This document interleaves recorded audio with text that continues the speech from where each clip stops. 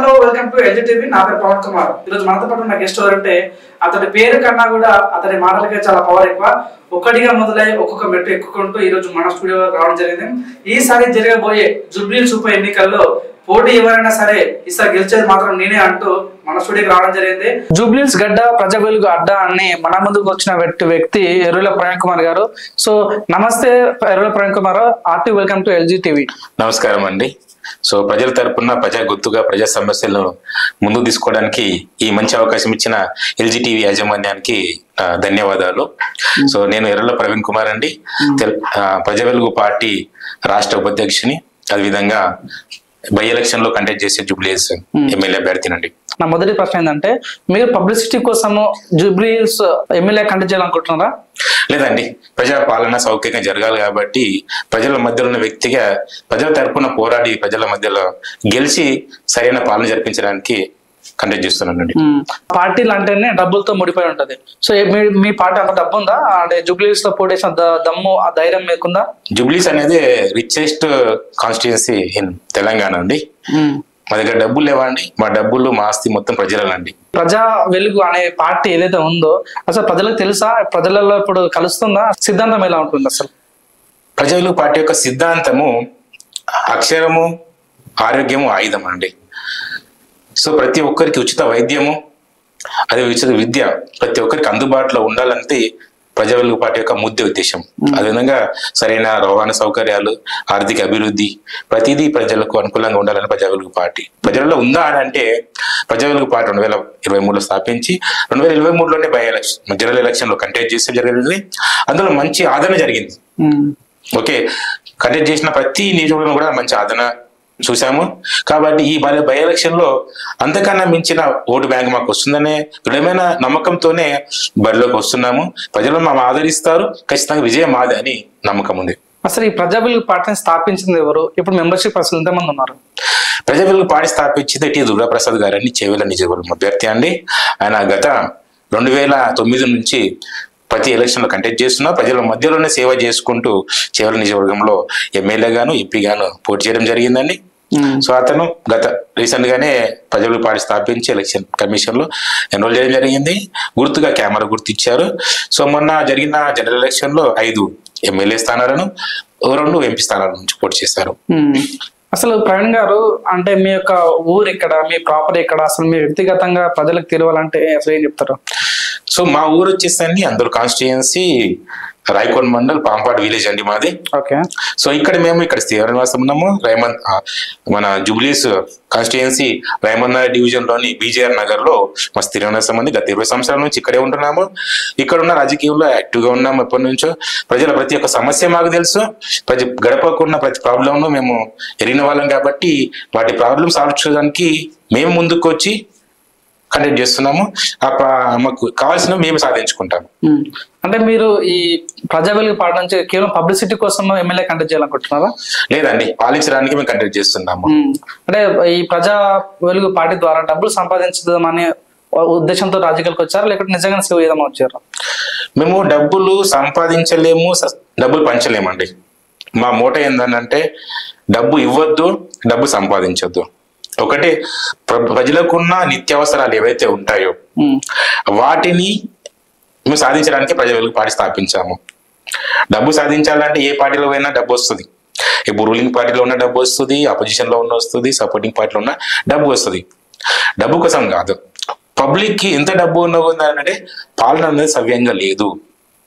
ఆ పాలన జరిపించడానికి మేము ప్రజా వెలుగు పార్టీ స్థాపించి ప్రజా వెలుగు పార్టీ నుంచి ప్రతి స్థానంలోనూ మేము పోటీ చేసి పబ్లిక్ కావాల్సిన పరిపాలన అందించడానికి మేము ముందుకు వస్తున్నాం.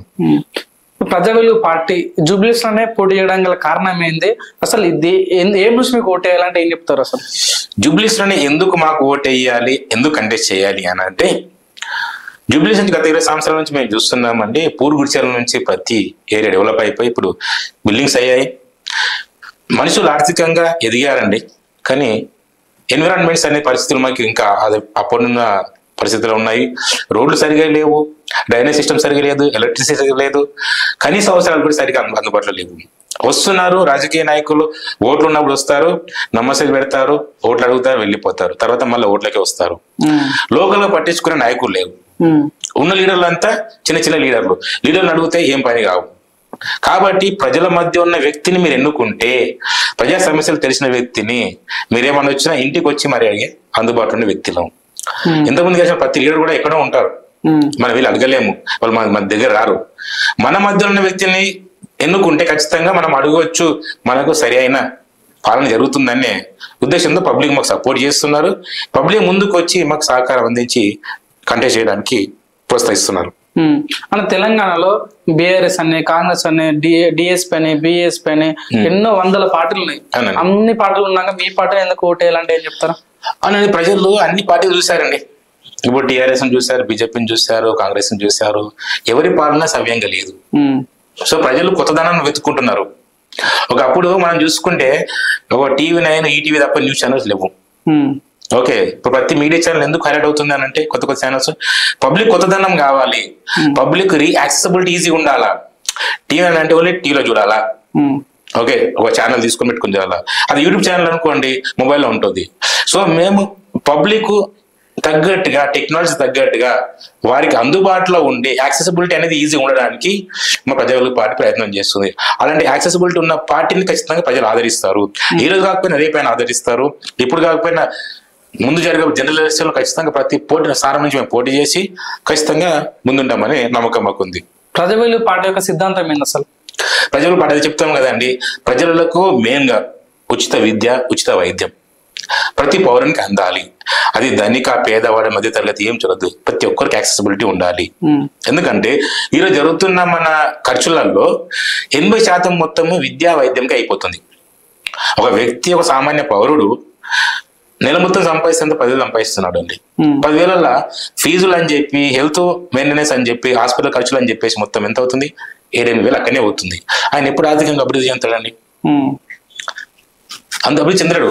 మీరు రేషన్ బియ్యం ఫ్రీ ఇచ్చిన అభివృద్ధి చెందలేడు, మీరు పింఛన్లు ఇచ్చిన అభివృద్ధి చెందలేడు. కానీ అభివృద్ధి చెందాలి అంటే ఏంటంటే కనీస అవసరాలు విద్య, వైద్యం ఉంటే విద్య వల్ల జ్ఞానవంతుడు అవుతాడు, తనని సంపాదించుకొని అభివృద్ధి చెందుతాడు తనంతలో తాను. సో మీ ఉద్దేశంలో చెప్పండి, కాంగ్రెస్ పాలన బాగుందా లేకపోతే కేసీఆర్ పాలన బాగుందా? అంటే ఎవరి పాలన బాగాలేదండి, ఎవరి పాలన బాగాలేదు. అందుకే ప్రజలు మమ్మల్ని ముందుకు రమ్మంటున్నారు. ఓకే, గత పాలన లేకనే కాంగ్రెస్ ఎన్నుకున్నారు, కాంగ్రెస్ పాలన సరిగా లేకనే మమ్మల్ని ఆహ్వానిస్తున్నారు. సో మీ ఉద్దేశం చెప్పండి, రేవంత్ రెడ్డి గారు ఈ పాలన, ఇన్ని రోజుల పాలన మీకు ఎలా అనిపిస్తుంది? పాలన అనేది మనము ప్రస్తుతం చూసిన వాళ్ళు ఇచ్చిన కమిట్మెంట్ ప్రకారం పాలన అనేది ప్రాపర్ గా లేదండి. ఎందుకంటే వాళ్ళు 6 గ్యారెంటీలు 1 year లో ఫుల్ఫిల్ చేస్తామన్నారు, అవి కూడా ఫుల్ఫిల్ చేయలేకపోయారు. ఓకే, మిగతా ముందున్న టైంలో మరి ఏమైనా ఫుల్ఫిల్ చేస్తారా, ఎలా నిరూపించుకుంటారు అనేది చూడాలి మరి. సో మీ ఉద్దేశంలో చెప్పండి, ఇప్పుడు రానున్న స్టేట్ బాడీ ఎలక్షన్స్ ఎలా ఉండబోతున్నాయి? లోకల్ బాడీ ఎలక్షన్ ఖచ్చితంగా ఈసారి పోటీ మీద ఉంటాయండి. అందుకు మేము ప్రయత్నం చేస్తున్నాము. ప్రతి లోకల్ బాడీ, పంచాయతీలో కానీ మున్సిపాలిటీలో కానీ కంటెస్ట్ చేయడానికి ప్రయత్నం చేస్తున్నాము. ఇంకోటి ఏంటంటే ప్రస్తుతం జరిగిన రిజర్వేషన్ బిల్లు వల్ల అవి పెండింగ్ అవుతున్నవి. బట్ ఎనీవే గవర్నమెంట్ కోర్టు అయితే ఇప్పుడు తీర్పు ఇచ్చేసింది కదా, విత్ 3 months లో లోకల్ బాడీ ఎలక్షన్స్ పెట్టాలని చెప్పి. మేబీ వచ్చేస్తాయి, 3 months లో వచ్చేస్తాయి. ఎరువుల ప్రయాణం గారు ఎందుకని ఎమ్మెల్యేగా పోటీ చేయాలనుకుంటున్నారు? ఎంపీగా కూడా చూడొచ్చు ఆయన? ఖచ్చితంగా అండి, మీరు ఎంపీగా చూడొచ్చు, ముఖ్యమంత్రి చూడొచ్చు, ప్రధానమంత్రి చూడొచ్చు, ప్రజల సహకారం ఉంటే. ఎందుకంటే మా మెయిన్ ఉద్దేశం వచ్చే పబ్లిక్ కి సరైన పాలన అందించడం. ఓకే, మరి ఇప్పుడు ఉందా అంటే ఇప్పుడు లేదు, పబ్లిక్ కి సరైన పాలన లేదు. కాబట్టి మేము సరైన పాలన అందించడానికి ముందుకు వచ్చినాము. ప్రజావేదిక పార్టీ యూత్ ఎంకరేజ్ చేస్తుందా? ఖచ్చితంగా అండి, ప్రజావేదిక పార్టీ యొక్క ఉద్దేశంలో ఉన్న అంశము యూత్. ఓకే, యూత్ అనే వాళ్ళు ప్రతి దాంట్లో రంగంలో ఉన్నారు.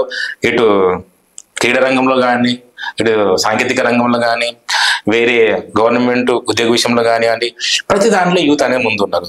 రాజకీయం ఎందుకు ఉండకూడదు? మరి ఉంటే ఎందుకు వారికి గుర్తింపు లేదు? ఉన్న యూత్ చాలా మంది ఉన్నారండి. ఎంతమంది ఇప్పుడు ఎమ్మెల్యేలు, మళ్ళీ యూత్ ఎమ్మెల్యే ఎంతమంది ఉన్నారు ప్రజల రూలింగ్ పార్టీలో? లేరు. ఎందుకు లేరు? అదే అన్ఎడ్యుకేటెడ్ పెద్ద మనుషులు తప్ప ఎడ్యుకేటెడ్ ఉన్న యూత్ ఉండడండి. యూత్ ఉండడం వల్ల ఏంటంటే అవగాహన వస్తుంది, యూత్ యొక్క ప్రాబ్లమ్స్ ఏమున్నవి, యూత్ కు ఇప్పుడు ఎలాంటి అవసరాలు ఉంటాయి మార్కెట్ లో, విద్య విషయంలో కానీ, ఉద్యోగ విషయంలో కానీ, ఓకే ఈ జాబ్ క్యాలెండర్ విషయంలో కానీ వాళ్ళకి అవగాహన ఉంటుంది. కాబట్టి వాళ్ళు ముందుకు తీసుకెళ్లి వాళ్ళకి కావాల్సిన సౌకర్యాలు సమకూర్చుకుంటారు. ఇప్పుడు చాలా మంది ఉన్నారు ఎమ్మెల్యేలు, అన్ఎడ్యుకేటెడ్ ఎమ్మెల్యేస్ ఉన్నారు, తక్కువ చదువుకున్న వాళ్ళు ఉన్నారు. వాళ్ళకి ఏం తెలుసు అండి? రాజకీయం ఒక్కటే తెలుసు. పరిపాలన ఏం తెలుసు, అవసరం ఏమేమి తెలుసు. యూత్ ఎందుకు వాడుతున్నారంటే ఓటుకు నోటుకి. ఓకే, పార్టీ కండువ వేయడానికి కానీ ఫ్లెక్సీలు కట్టడానికి కానీ ఓట్లు వేయడానికి తప్ప దేనికి వాడట్లేదు. యూత్ని ముందు రానివ్వట్లేదు. మా అంటే ఏమి ఇస్తారంటే యూత్ ప్రెసిడెంట్ ఇస్తారు, ఏది మండలి లెవెల్లో. ఎవరైనా ఒక ఎమ్మెల్యే టికెట్ ఇచ్చారు యూత్కి?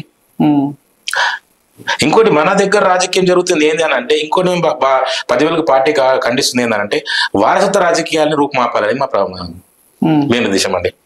ఎందుకంటే వారసత్వం ఏంటంటే తండ్రి పోతే కొడుకు, కొడుకు పోతే కోడలు, కోడలు పోతే మనమరాలు. మరి మనకి ఇప్పుడు అవకాశం వస్తుంది.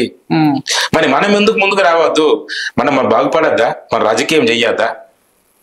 మనకు రాజ్యాంగం అవకాశాలు కనిపించలేదా? రిజర్వేషన్ కల్పించింది కదా. బీసీల రిజర్వేషన్ ఉంది, ఎస్సీలకు ఉంది, ఎస్టీలకు ఉంది, ఓబీసీలు అందరికీ ఉంది. రిజర్వేషన్ ప్రకారం మనకు కావాల్సిన కోట మనకు కావాలి. వాళ్ళ తల్లిదండ్రుల నుంచి వారసత్వంగా వాళ్ళే మొత్తం ఉండాలా? మన తరతరాలు కూడా వాళ్ళని చూసుకుంటూ పెరగాలనే. మన రాజకీయం రావద్దా? మన రాజకీయం చెయ్యొద్దా? మనం పరిపాలించకూడదా? పరిపాలిస్తున్నాం. ఏ విషయంలో? అడ్మినిస్ట్రేషన్ పరిపాలిస్తున్నాం. కలెక్టర్లు అయ్యారు యూత్, డాక్టర్లు అయ్యారు యూత్, పోలీసులు అయ్యారు యూత్, అన్ని అయ్యారు. అది పరిపాలన ఒకటి. మరి రాజకీయంగా పరంగా ఏం కావాలని యూత్ ఉన్నారా? లేరు.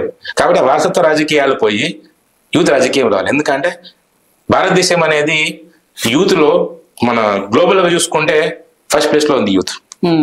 Highest youngest peoples in India. అందుకని మనం యంగిస్తాన్ అంటాం. కాబట్టి యూత్ ముందు తీసుకెళ్లి ప్రజావేదిక పార్టీలో మనం ఇన్వాల్వ్ చేసి రాజకీయాల్లో కూడా ప్రతి ఒక్కరు ఇన్వాల్వ్ అవ్వాలి. రాజకీయం రాజ్యాంగం రెండు తెలవాలనేది మన ప్రజావేదిక పార్టీ యొక్క ఉద్దేశం. ఈ ప్రజావేదిక పార్టీలో మహిళల స్కోప్ ఉందా? మహిళలకి తప్పకుండా ఉందండి. మహిళలకు ఉంది, యువరాస్తులకు ఉంది, వృద్ధులకు ఉంది, ప్రతి ఒక్కరికి ఉంది. ఎవరైతే స్వచ్ఛందంగా రాజకీయం చేయడానికి ముందుకు వస్తారో ప్రతి ఒక్కరికి అవకాశం కల్పిస్తాము. మీకు చెప్పాం కదా, మా దగ్గర ఎలాంటి ఇన్వెస్ట్మెంట్ లేదు, బిజినెస్ లేదండి. మీరు ఇన్వెస్ట్మెంట్ పెట్టాలా, తర్వాత ఎమ్మెల్యే ఎంపీ గెలుచుకొని సంపాదించుకునే ఉద్దేశం లేదు. ఒకటి పరిపాలన అనేది ప్రజలకు అందుబాటులో కల్పిస్తే అది చాలు. ఎర్రల ప్రవీణ్ గారు జూబ్లీస్ లో కండక్ట్ చేయబోతున్నారు. కాంగ్రెస్ ని బీఆర్ఎస్ ని ఢీకొట్టే దమ్ము ఉందా? తప్పకుండా ఉందండి. ఎందుకంటే మా దమ్ము మొత్తం, ధైర్యం మొత్తం పబ్లికే. పబ్లిక్ మాకు సపోర్ట్ ఉంది. ఇప్పుడు బీఆర్ఎస్ దగ్గర డబ్బులు ఉండొచ్చు, కాంగ్రెస్ దగ్గర డబ్బులు ఉండొచ్చు అండి. మా దగ్గర డబ్బులు లేవు, మా దగ్గర పబ్లిక్ ఒకటి. ప్రజలు ఏమని అడుగుతారు? ప్రజలకు వచ్చే ప్రచారం ఏమని చెప్తారో, ఏమని అడుగుతారు? ప్రజలకు మేము తీసుకెళ్తుంది వాళ్ళ సమస్యలను ముందు తీసుకెళ్తున్నాం. మీకు సమస్యలు ఉన్నవి, వీటిని మీరు నెరవేర్చుకోవాలంటే పరిపాలన అనేది ఉండాలి. మీరు పాలించుకోవాలి. ఒకరి పైన అరుక్కు అంటే మనకు రాదు. మీరు ట్యాక్సులు కడుతున్నారు, గవర్నమెంట్ కు పోషిస్తున్నారు, నడిపిస్తున్నారు. మళ్ళీ మీరు అడుక్కోవడం ఎందుకు? మరి ఈ స్థితి వేరే కంట్రీలో లేదు. మరి అమెరికా ఎంత ట్యాక్స్ కడుతున్నారో ఆ విధంగా నీకు ఫెసిలిటీస్ ఉన్నాయి కదా. మనం ఎంత ట్యాక్స్ కడుతున్నాము, ప్రాపర్ ట్యాక్స్ ఏం కడుతున్నాము, ఇన్కమ్ ట్యాక్స్ ఏం కడుతున్నాము, మన వెహికల్ ట్యాక్స్ ఏం కడుతున్నాము, జిఎస్టీ ఏం కడుతున్నాము. ఒక వెహికల్ కొన్న నుంచి ఇంకా దానికి వెహికల్ ట్యాక్స్ ఆర్టీ కట్టాలా, పెట్రోల్ పోసుకుంటే పెట్రోల్ జిఎస్టీ కట్టాలా, అవును కదా. ప్రతి దగ్గర ట్యాక్స్ కడుతున్నాం కదా, గవర్నమెంట్ వసూలు చేస్తుంది కదా. మరి దాని తగ్గట్టు మరి పరిపాలన ఎందుకు లేదండి? ఒక రోడ్లు లేవు, ఏ ఊరికి పోయినా గతుకుల రోడ్లే. మళ్ళీ ఆ వెహికల్ రిపేర్ చేయించుకొని మెకానిక్ ట్యాక్స్ కట్టాలా, వాడు ఇంత పెద్ద బిల్ చేస్తాడు పార్ట్స్ కి, వాటికి ట్యాక్స్ కట్టాలా, ఇట్లా ట్యాక్స్ కట్టాలి, రిపేర్ చేసుకున్న ట్యాక్స్ కట్టాలి. రోడ్లు సైవేయంగా ఉంటే మనకి ఆ ప్రాబ్లం ఉండదు కదా. సో ఇలాంటి ప్రతి ఒక్కటి అంశాలు ముందు తీసుకెళ్తున్నాము. ముఖ్యంగా విద్య, వైద్యం విషయంలో చాలా వెనుకబడ్డది తెలంగాణ ప్రాంతం. ఉన్న మన ఆరోగ్యశ్రీ కానీ అన్ని హాస్పిటల్లో లేదు. కాబట్టి ప్రతి హాస్పిటల్లో ఎలాంటి ట్రాన్స్పరెన్సీ లేకుండా ప్రతి ఒక్కరికి వెళ్ళగానే వైద్యం జరగాలి. ఈ ఎలిజిబిలిటీ ఈ హాస్పిటల్, ఎలిజిబిలిటీ ఈ హాస్పిటల్ కాదండి, ప్రతి హాస్పిటల్ కూడా ఫెసిలిటీస్ ఉండాలి. నాకు ప్రజావేదిక పార్టీ అనే తెలియగానే నాకు గుర్తొచ్చింది అంటే ప్రజారాజ్యం చిరంజీవి పెట్టిన పార్టీ గుర్తొచ్చింది, మన కేఏపల్ ప్రజాశాంతి పెట్టిన పార్టీ గుర్తొచ్చింది. ఈ మూడు కలిపితేనే ప్రజావేదిక అంటే ఈ రెండు కలిపితే ప్రజావేదిక. వాళ్ళ ఉద్దేశాలు వేరు, మన ఉద్దేశాలు వేరు, పార్టీ సిద్ధాంతం వేరు. ప్రజా అనేది కామన్ వర్డ్ ఉంది కాబట్టి ఇప్పుడు మనకి ఎలక్షన్ కమిషన్ ఎన్రోల్ చేస్తున్నప్పుడు మనం పెట్టుకోవాలి. మేమందరం ప్రజల మధ్యలో వెలుగును నింపడానికి, చీకటి బతుకుల్లో వెలుగు నింపడానికి ఒకప్పుడు అంబేద్కర్ ఇచ్చినట్టుగా, ఓకే, ప్రస్తుతం ఉన్న రాజకీయ పరిస్థితులలో ప్రజలలో వెలుగు నింపాలి అంటే ప్రజా వెలుగు రావాలి. ప్రజలలో వెలుగు రావాలని ఉద్దేశంతో పెట్టిన పార్టీ తప్ప ప్రజారాజ్యం నుంచి కానీ లేకపోతే కేఏ పాల్ గారి ప్రజాశాంతి పార్టీ వారి నుంచి కాపీ చేసింది కాదండి. ప్రజలలో ఉన్న వారిని వెలుగుకి తీసుకురావాలి మనము అనే ఉద్దేశం ప్రజా వెలుగు పార్టీ ఇచ్చాం. వాటికి ఉన్నటువంటి మైనస్ లో ఒక అవగాహన కింద మేము వాడిని అడ్వాంటేజ్ తీసుకొని ఓపిక సహనంతో ఇప్పుడు కాకపోయినా 10 ఏళ్ల తర్వాత అయినా ఖచ్చితంగా మేమే రూలింగ్ వస్తాము, మాది రాజకీయం ఉంటుందండి.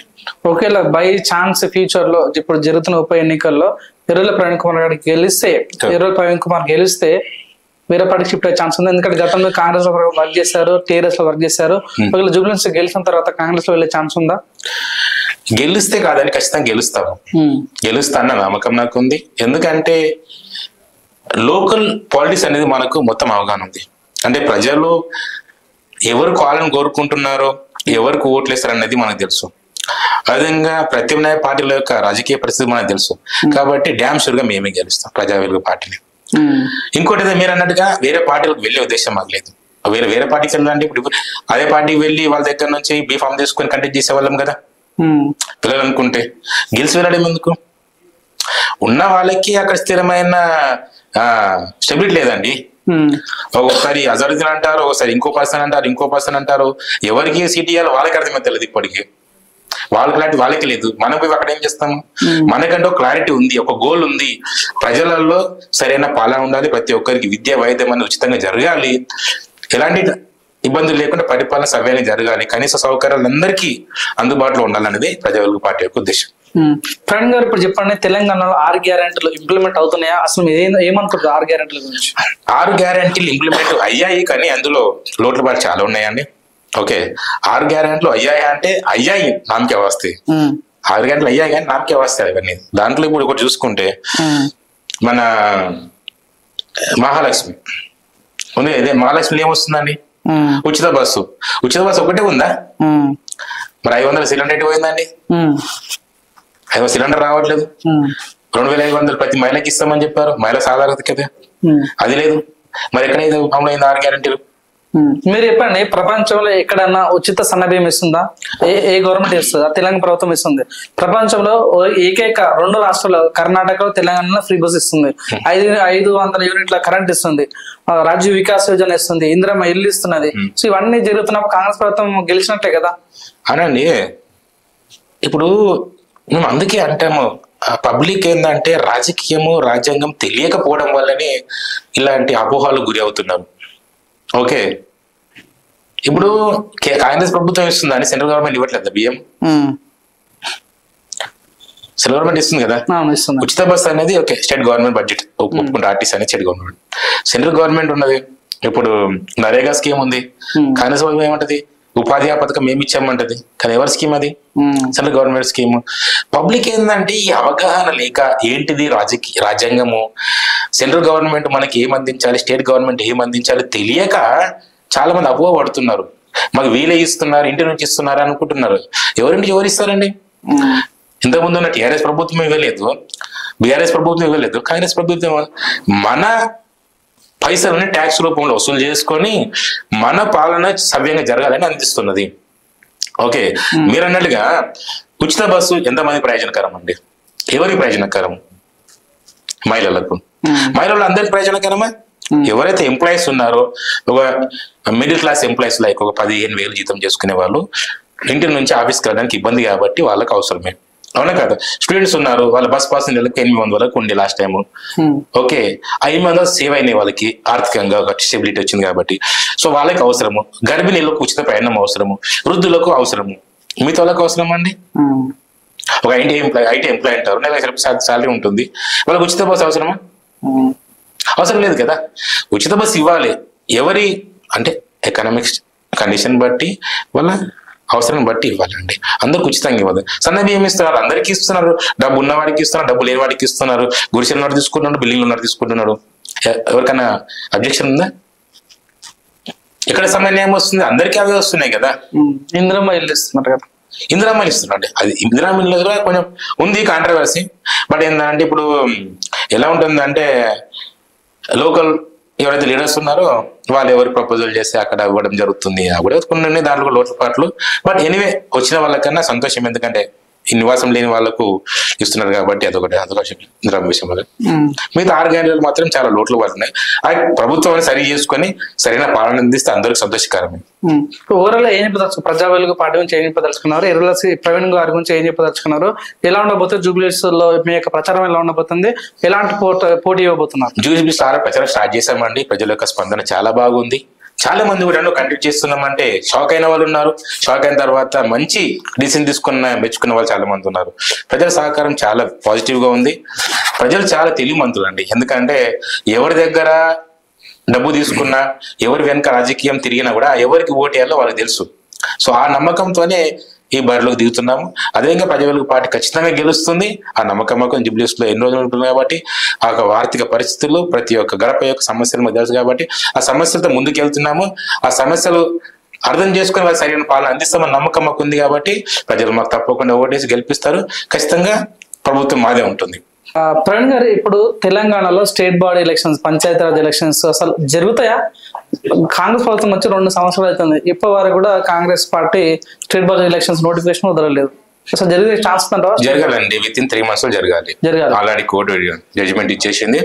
3 నెలల లేపు ఖచ్చితంగా ఈ బీసీ రిజర్వేషన్ వచ్చినా రాకపోయినా ఎలక్షన్ కండక్ట్ చేయాల్సిందే. అంటే కాంగ్రెస్ పార్టీ భయపడుతుంది అనుకోవచ్చా? అంటే స్టేట్ బాడీ ఎలక్షన్ లో ఓడిపోతామనే ఉద్దేశంతో ఎలక్షన్ పెట్టట్లేదు అనుకోవచ్చా? లేదండి, ఓడిపోతాను కాదు. ఈ బీసీ రిజర్వేషన్ రావడం వల్ల కాంగ్రెస్ అనేది అడ్వాంటేజ్ అవుతుంది. రాజకీయ పరంగా ఓటు బ్యాంక్ పెరుగుతుంది, బీసీలు పెరుగుతుంది, ఇంకా జనరల్ పబ్లిక్ కూడా పెరుగుతుంది. ఎందుకంటే బీసీ రిజర్వేషన్ బిల్లు గత 2017లో కూడా టీఆర్ఎస్ ప్రభుత్వం ప్రయత్నం చేసింది. కానీ ఏంటంటే యాజ్ పర్ కాన్స్టిట్యూషన్సీ బీసీ రిజర్వేషన్ అనేది యాక్సెప్ట్ కాదు. ఆయన కూడా ప్రభుత్వం ఇప్పుడు కాంగ్రెస్ మనం ఎందుకు ప్రయత్నం చేసింది అంటే, ఇప్పుడు మనకు అనుకున్నట్టుగా 9th షెడ్యూల్ రాజ్యాంగంలో ఒక సవరణ ఉంది. ఏదైతే మనము పార్లమెంట్ లో బిల్లు పెట్టి ఆమోదం తెలిపితే కనుక బిల్ అనేది పాస్ అవుతుంది. కాబట్టి ఇప్పుడు లోకల్ ఇప్పుడు అసెంబ్లీ ఏంటంటే తీర్మానం చేసింది, గవర్నర్ నుంచి రాష్ట్రపతి పంపించింది, రాష్ట్రపతి పార్లమెంట్ పంపించారు, పార్లమెంట్ పెండింగ్ ఉంది ఇప్పుడు అది. ఒకవేళ పార్లమెంట్ తీర్మానం అయింది అనుకోండి, బీసీ రిజర్వేషన్ బిల్ అవుతుంది. కాంగ్రెస్ అడ్వాంటేజ్ కదా అది. గత టీఆర్ఎస్ ప్రభుత్వం తేలేకపోయింది, బీసీ రిజర్వేషన్ బిల్ మీద తీసుకొచ్చాము, 40% పెంచామని వాళ్ళకి అడ్వాంటేజ్ కదా. ఈ స్థానిక ఎన్నికలు కానీ రేపు పంచాయతీ ఎలక్షన్లు కానీ వాళ్ళకు అడ్వాంటేజ్ అవుతుంది కదా కాంగ్రెస్ కు. అందుకోసం ప్రయత్నం చేసింది కాంగ్రెస్ గవర్నమెంట్.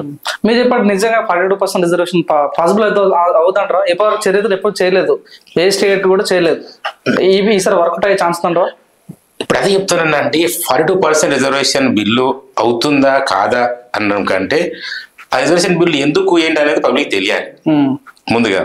ఓకే, చాలా మంది అనుకుంటారు కాంగ్రెస్ గవర్నమెంట్ పెట్టింది, అక్కడ బీజేపీ గవర్నమెంట్ హ్యాండ్ ఉంది కాబట్టి ఇవ్వట్లేదు అనేది చాలా మంది పబ్లిక్ అపోహ జరుగుతుంది సొసైటీలో చూస్తున్నప్పుడు. కానీ ఏ గవర్నమెంట్ ఉన్నా కూడా దానికి ఒక రాజ్యాంగం ఉంది, రాజ్యాంగబద్ధంగా సవరణలు ఉన్నాయి. దానికి ఇంతకు ముందు జరిగిన ఇందిరా సుహాని కేసు జడ్జిమెంట్ ఉంది, కేశవ భారతి కేసు జడ్జిమెంట్ ఉంది. వీటి ఎందుకు అడ్డంకులు పడుతున్నాయని పబ్లిక్ తెలియదు. కాబట్టి వీళ్ళు ఏమనుకుంటారంటే కాంగ్రెస్ ఆమోదం తెలిపిందని ఇక్కడ అసెంబ్లీలో పార్లమెంట్ ఆమోదం తెలేదు, ఎందుకంటే సెంట్రల్ లో బీజేపీ ఉంది కాబట్టి అది యాంటీ మన గవర్నమెంట్ ఉంది అని అనుకుంటుంది. ఇంతకుముందు కూడా కేసీఆర్ ప్రభుత్వం చేసిందని చెప్తున్నారు 2017లో. జనరల్ చెప్పుకోవాలంటే ఈ 42% రిజర్వేషన్ ఏమవుతుందంటే యాజ్ పర్ కాన్స్టిట్యూషన్సీ ఇది 50% మించద్దు. రిజర్వేషన్ అనేది 50% మించద్దు. ఎందుకు మించద్దు అని అంటే మన రాజ్యాంగంలో ప్రతి ఒక్కరికి సమానత్వము సమాన న్యాయం ఎలాగో ఉందో ఈ 50% అనేది మించకుండా లోపలనే ఉండాలి బీసీ రిజర్వేషన్ అనేది. ఇప్పుడు ఇంతకు ముందు మనం తమిళనాడులో ఉంది 50% పైన ఉంది. ఓకే, అదేవిధంగా మహారాష్ట్రలో ఉంది. అక్కడ ఎలా ఉంది అంటే స్పెషల్ అమెండ్మెంట్ తీసుకున్నారు వాళ్ళు. అంతకుముందు గవర్నమెంట్ ఏం చేసిందంటే రాజ్యాంగంలో 9th షెడ్యూల్లో పొందుపరిచింది, ఏది బీసీ రిజర్వేషన్ 50% పైన ఉండొచ్చు అని పొందుపరచడం వల్ల వాళ్ళకి ఇప్పుడు తమిళనాడులో ఉంది, మనకు ఉండదు. ఎందుకు ఉండదు అని అంటే ఇప్పుడు మనము 42% మించామనుకో అది కాస్త 62% అవుతుంది. మనకు రాజ్యాంగం ఏం చెప్తుంది, 50% లోపే ఉండాలంటుంది తప్ప 50% పైన ఉండదు అంటుంది. 42 నుంచి ఎంత అవుతుంది, 2% అవుతుంది. కాబట్టి దానికి అనేది పార్లమెంట్ ఆమోదం తెలిపదు. ఒకవేళ పార్లమెంట్ ఆమోదం తెలిపినా కూడా తర్వాత జడ్జిమెంట్ ఎవరైతే మన తమిళనాడు తర్వాత కేశవానంద భారతి కేసు ఒకటి వచ్చింది ఈ రిజర్వేషన్ బిల్ మీదనే. ఎందుకు వచ్చింది అని అంటే ఇప్పుడు కొన్ని ప్రభుత్వాలు 9th షెడ్యూల్లో పెట్టేసుకుని, 9th షెడ్యూల్ అంటే ఏంటంటే మెయిన్ గా ఒక పార్లమెంటు ఒక చట్టం చేసిన తర్వాత ఓకే 9th షెడ్యూల్లో పెడితే ఇప్పుడు 40% మనం చట్టం బిల్ చేయమంటున్నాం, బిల్ పాస్ చేయమంటున్నాం కదా, అది చట్టం చేసి మన లోక్సభ రాజ్యసభ రాష్ట్రపతి తరఫున ఆమోదం తెలుపుకొని చట్టం చేస్తుంది. ఆ చట్టం తీసుకెళ్ళి ఏం చేస్తారంటే దీన్ని ఎవరు క్వశ్చన్ చేయొద్దు. ఓకే, ఎవరు క్వశ్చన్ చేయొద్దు అన్నప్పుడు ఏంటంటే 9th షెడ్యూల్ పెడుతుంది. ఆ 9th షెడ్యూల్ పెట్టిన వల్ల ఏమంటే దాన్ని ఎవరు మనం ప్రశ్నించడానికి ఉండదు. ఈ పెట్టాలి అని అన్నప్పుడు ఏంటంటే ఈ సెంట్రల్ గవర్నమెంట్ ఏం చేస్తుందంటే అసలు ఎందుకు పెట్టాలి మనము బీసీని దాంట్లో అన్నప్పుడు మొన్న జరిగిన కులగణన ఉంది కదా, రేవంత్ రెడ్డి గారు ప్రాపర్ ఏం చేశారంటే కులం జరిపించారు. జరిపించి 46% బీసీలు, 10% ముస్లిం బీసీలు ఉన్నారని, వెనుకబడే తరగతి వాళ్ళు ఉన్నారు. దాంట్లో కూడా మొత్తం 56% అనేది మన దగ్గర వచ్చింది. ఈ 50%కి ఏం చేశారంటే మన రాష్ట్ర ప్రభుత్వం 42% ఇవ్వండి మాకు, అట్లీస్ట్ మాకు న్యాయం సమన్యాయం జరుగుతుందని చెప్పి ఇప్పుడు మనము సెంట్రల్ గవర్నమెంట్ పంపించాం. అక్కడ ఏమవుతుందంటే ఇప్పుడు వాళ్ళు చేసి ఒక వేళ కూడా మన ఏమంటారు సెంట్రల్ గవర్నమెంట్ చేసి కూడా మళ్ళీ ఇప్పుడు బిల్లు పెట్టిన నైస్ షెడ్యూల్ పెట్టినా కూడా ఎవరు క్వశ్చన్ చేయడానికి పెట్టినా కూడా తర్వాత మనము క్వశ్చన్ చేయడానికి ఉంది. ఎందుకంటే దాని జరిగిన కేశవానంద భారత కేసులో ఏదైతే మీరు రిజర్వేషన్ అబోవ్ 50% చెయ్యొద్దు అన్నారు కదా, ఇదేమవుతుందంటే రాజ్యాంగం యొక్క మౌలిక ఉన్నాయి కదా, సదుపాయాలు ఉన్నాయి కదా, ఈ మెయిన్ దాన్ని మనము డిస్టర్బ్ చెయ్యొద్దు. ప్రవేశికనే ఉంటుంది మన రాజ్యాంగంలో. దాంట్లో ఏందనంటే దాంట్లో ఉన్న మూలాలను మనము మరవద్దు. కాబట్టి మీరు ఒకవేళ చేసినా కూడా మళ్ళీ కోర్టులో పిటిషన్ ఇస్తే అది అనేది రద్దు అయిపోతుంది. కాబట్టి అలా కూడా మీకు కేసు రావద్దు, మీరు కొట్టేయద్దు అన్నప్పుడు 9th షెడ్యూల్ పెట్టక ముందు ఏం చేస్తా అంటే గవర్నమెంట్ అనేది ప్రాపర్గా సర్వే చేస్తుంది. ఇప్పుడు కొన్ని స్టేట్లలో బీసీలు ఎక్కువ ఉంటారు, 90% ఉంటారు. ఓకే, ఆ 90% అప్పుడు మీకు 50% ఉండాలి, పైన ఉండద్దు అంటే వాళ్ళకి అన్యాయం జరిగినట్టే కదా. 10% వేరే ఉన్నారండి, 90% బీసీలు ఉన్నారు, అక్కడ ఎంత రిజర్వేషన్ రావాలి, 90% రావాలా, వాళ్ళు 50% బిల్లు వస్తే వాళ్ళు అన్యాయం జరిగినట్టే కదా. గవర్నమెంట్ దాంట్లో ఏం చెప్తుంది, 9th షెడ్యూల్లో ఎక్కడైతే మీకు పబ్లిక్ ఎక్కువ ఉన్నారో, బీసీలు ఎక్కువ ఉన్నారో అలాంటి సమయాలలో మీరు పెంచుకోవచ్చు రిజర్వేషన్. ఓకే, అదొక exemption could not be above the rule అనేది కూడా మనకు ఉంది. ఎగ్జామ్షన్ అనేది దాని పైన రూల్ మించి దాటిపోవద్దు. Okay, exemption cannot be above the rule. So ఏంటంటే అక్కడ ఎగ్జామ్షన్ ఎందుకు పెడుతున్నాము అని అంటే 90% ఉంది కాబట్టి 90%. ఇక్కడ కూడాను మనకు 50% దాటాలి అన్నప్పుడు మనకు ప్రాపర్గా మనకు లేదు. కాబట్టి ఖచ్చితంగా వీళ్ళు ఆమోదం పొందిన 9th షెడ్యూల్ పెట్టినా కూడా తర్వాత కేశవానంద భారత్ కేసులో జరిగినట్టుగా జడ్జిమెంట్ ఇచ్చారు, సుప్రీంకోర్టు జడ్జిమెంట్ ఇచ్చేది ఆల్రెడీ. కాబట్టి అది అన్ని సక్సెస్ కాదు. ఇవన్నీ తెలుసు కాబట్టి ప్రస్తుతం ఉన్న బీఆర్ఎస్ ప్రభుత్వం సపోర్ట్ చేస్తుందా? చేయలేదు. ఎందుకంటే వాళ్ళు ప్రయత్నం చేశారు, చేతులు కాల్చుకున్నారు, వాళ్ళకి తెలుసు. కానీ వీళ్ళకున్న కాంగ్రెస్ గవర్నమెంట్ ఉన్న అడ్వాంటేజ్ ఏంటంటే మేము కులగణన చేశాము, దీంట్లో 10% ముస్లిం కలుపుకున్నాము, 50% పెరిగింది. కాబట్టి ఆర్థిక సమానత్వము సమన్వయం జరగాలన్నప్పుడు లోకల్ బాడీ ఎలక్షన్ లో దాంతోపాటు మీరు గుర్తించాలి ఇంకోటి, లోకల్ బాడీతో పాటు ఎడ్యుకేషన్ అండ్ ఎంప్లాయ్మెంట్, విద్య ఉద్యోగాలలో కూడా వాళ్ళకు 42% రావాలంటున్నారు. లోకల్ బాడీస్ లో కాకుండా 42% దీంట్లో కూడా రావాలి. ఈ 3 కలిపి వీళ్ళు ప్రపోజల్ పెట్టారు. ఈ బిల్లు పాస్ అయ్యిందంటే ఎడ్యుకేషన్ లో వస్తుంది బీసీలకి, ఎంప్లాయ్మెంట్ లో వస్తుంది, లోకల్ బాడీ ఎలక్షన్లలో కూడా 40% వస్తుంది. కాబట్టి ఇంతకుముందు జరిగిన దాంట్లో వీళ్ళు ఆల్రెడీ అనుభవం ఉంది కాబట్టి బీఆర్ఎస్ గవర్నమెంట్ వాళ్ళు సపోర్ట్ చేయట్లేదు. ఇంకోటి మరి సెంట్రల్ గవర్నమెంట్ మీద ఉంది కదండి, 8 మంది ఎమ్మెల్యేలు ఉన్నారు, 8 మంది ఎంపీలు ఉన్నారు మన రాష్ట్రం నుంచి బీజేపీలో, మరి వాళ్ళని సపోర్ట్ చేయట్లేదు. వాళ్ళు ఏమంటున్నారంటే మీరు ముస్లిం ఎందుకు కలుపుకున్నారు, మన అది ముస్లిం బీసీ అంటున్నారు కదా. సేమ్ సర్వే మన ఇక్కడ కర్ణాటక జరిగింది, కర్ణాటక చేయాలి అది చెప్పారు, వాళ్ళు కూడా బీసీలు మా దగ్గర చెప్పారు. కాబట్టి ఏంటంటే ముస్లిమ్స్ ఇంతమంది అని చెప్పలేదు. బట్ మన వాళ్ళు ఏం చేస్తారంటే తెలంగాణ గవర్నమెంట్ ముస్లింలు 10% ఉందండి, మిగతా 46% బీసీలు ఉన్నారు. కాబట్టి మొత్తం 50% 47% ఇవ్వరు. సో అక్కడ మేము బీజేపీ గవర్నమెంట్ అనేది కొంచెం పాజిటివ్ రియాక్షన్ చూపిస్తుంది ఉండడం వల్ల. సో ఇది వస్తుందా అవదా అనేది పార్లమెంటు, రాజ్యసభ, లోక్సభ తీర్మానించాలి. ఆ తర్వాత ఉన్న మన ఇప్పుడు కేశవానంద భారత్ కేసు ప్రకారం జడ్జిమెంట్ ప్రకారం అయితే మరి మళ్ళా చట్ట సవరణ చేయాల్సి వస్తుంది. చట్ట సవరణ చేసినా కూడా మరి అబౌవ్ ద రూల్ ఉంటే మాత్రం దాన్ని ఏం చేయలేం, మళ్ళీ ఫెయిల్ అయిపోతుంది. కానీ ఈ విషయంలో ముందుకు వెళ్తా అని చెప్పి మళ్ళీ కోర్టు ఏం తీర్మానం చేసింది, ఇది ఉండనివ్వండి, మీరైతే లోకల్ బాడీ ఎలక్షన్ జరిపించాలి 3 months లోపు అని చెప్పింది. కాబట్టి గవర్నమెంట్ ఏం చేస్తుంది డిసైడ్ చేయాలి మరి. ఓకే సార్, కొద్దిగా వినిపిస్తుంది అంటే కాంగ్రెస్ లో వ్యక్తిగత యుద్ధం జరుగుతుంది. మరికొన్ని ఈ 5 సంవత్సరాల వరకే రేవంత్ రెడ్డి సీఎం ఉంటాడు, మరి 5 సంవత్సరాలు వేరే వాళ్ళు సీఎం ఉండే ఛాన్స్ ఉందా అంటే మీరు ఏం చెప్తారా? అది అంతర్గతంగా యుద్ధం అనేది కాంగ్రెస్ లో కామన్ అండి. ఇప్పుడు బీఆర్ఎస్ లో అంటే వన్ మెన్ ఆర్మీ లాగా కేసీఆర్ గారు హ్యాండిల్ చేసేవాళ్ళు. కాంగ్రెస్ లో మనం చిన్నప్పుడు చూస్తున్నాము, ఒకప్పుడు ఒకరు ఉంటారు లీడర్, ఇంకోరు ఉంటారు. మొన్న రేవంత్ రెడ్డి గారు ఉన్నారు. సో 5 సంవత్సరాల తర్వాత ఎవరు ఉంటారు అనేది చెప్పలేము. గెట్ చేసే ఛాన్స్ ఉందా? వేరే వాళ్ళు ఏ ఛాన్స్ ఉందా? సీతక్క కానీ చెప్పలేము అండి. మనము రేవంత్ రెడ్డి వస్తారు అనుకోలేము కదా. ఓకే, అంత చిన్న ఏజ్ లోనే ముఖ్యమంత్రి అవుతారు అనుకోలేము. కానీ అంతకన్నా పెద్ద లీడర్లు చాలా మంది ఉన్నారు. దామోదర్ గారు ఉన్నారు, ఉత్తమ్ రెడ్డి కుమార్ ఉన్నారు, పొన్న ప్రభాకర్ గారు ఉన్నారు, చాలా మంది ఉన్నారు. బండి విక్రమార్క ఉన్నారు, ఉప ముఖ్యమంత్రి గారు, చాలా మంది ఉన్నారు మంచి ఓకే లీడర్లు. కానీ ఎందుకు వచ్చిన రెడ్డికి హైకమాండ్ డిసైడ్ చేసింది కాబట్టి ఖచ్చితంగా అది నెక్స్ట్ టైం ఎవరు ఉంటారు అనేది చెప్పలేము. వేరే ప్రభుత్వాలు అంటే చెప్పచ్చు, దీనిలో చెప్పలేము. ఇంకోటి మీరు అన్నట్టుగా లోపల రాజకీయం అంటే మీరు జూబ్లీస్ లో చాలా జరుగుతుంది, మీకు అవగాహన ఉంది. దాంట్లో ఇప్పుడు 3 పోటీలో ఉన్నారు. నవీన్ యాదవ్, అజరుద్దీన్ గారు లాస్ట్ టైం ఒక 14,500 ఓట్లతో కొంచెం డ్రాప్ అయిపోయి ఓడిపోయారు తప్ప, లేకుంటే ఆయన గెలిచేవాళ్ళు. అజరుద్దీన్ గారు ఉన్నారు, నవీన్ యాదవ్ గారు ఇప్పుడు ఉన్నారు పోటీలో, మళ్ళీ సిఆర్ రెడ్డి గారు ఉన్నారు. మళ్ళా ఇక్కడ ఏంటంటే మాకున్న ఒక గట్ ఫీలింగ్ ఏంటంటే ఉన్న రూలింగ్ పార్టీని మించి ప్రజావేదిక పార్టీ వస్తుందా అంటే ఖచ్చితంగా ప్రజావేదిక పార్టీ ముందుకు వస్తుంది, ఖచ్చితంగా మేమే గెలుస్తాము.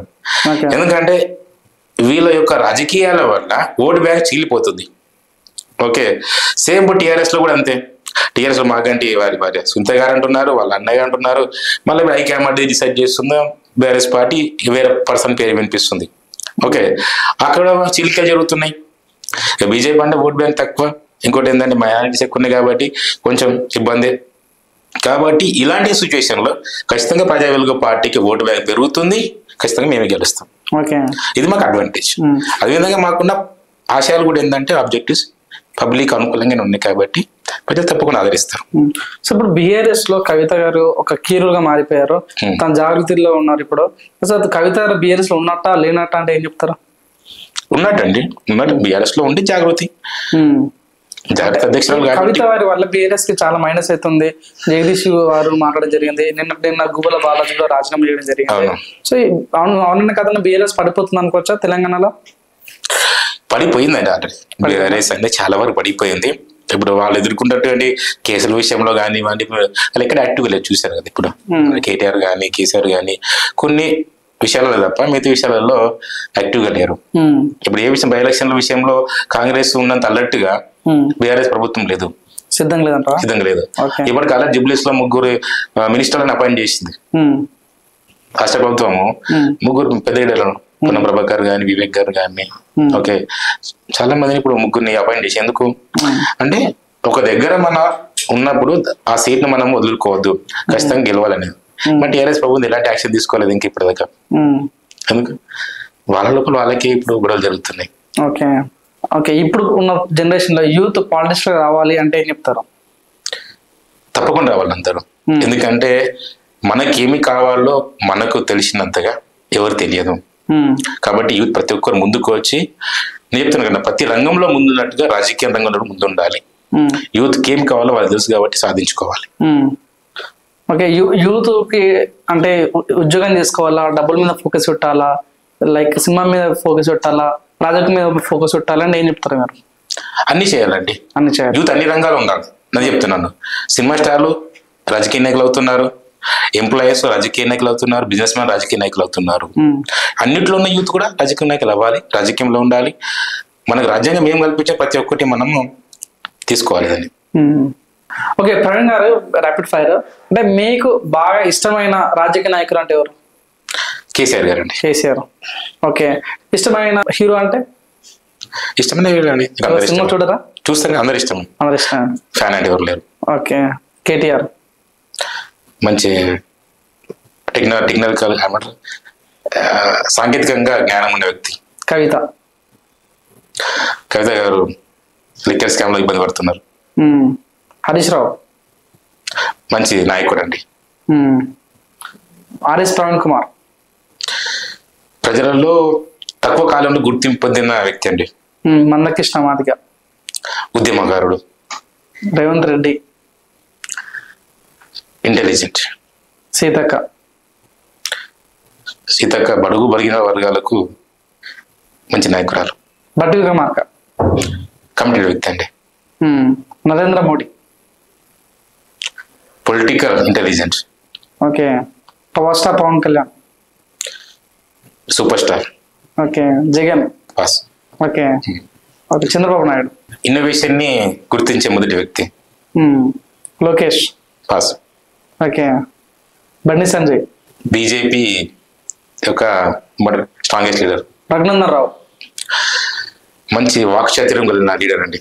ప్రజల తరపున ప్రజా గొంతుగా మీ ముందు చెప్పడానికి అవకాశం ఇచ్చిన ఎల్జీటీవీ యాజమాన్యానికి ధన్యవాదాలు.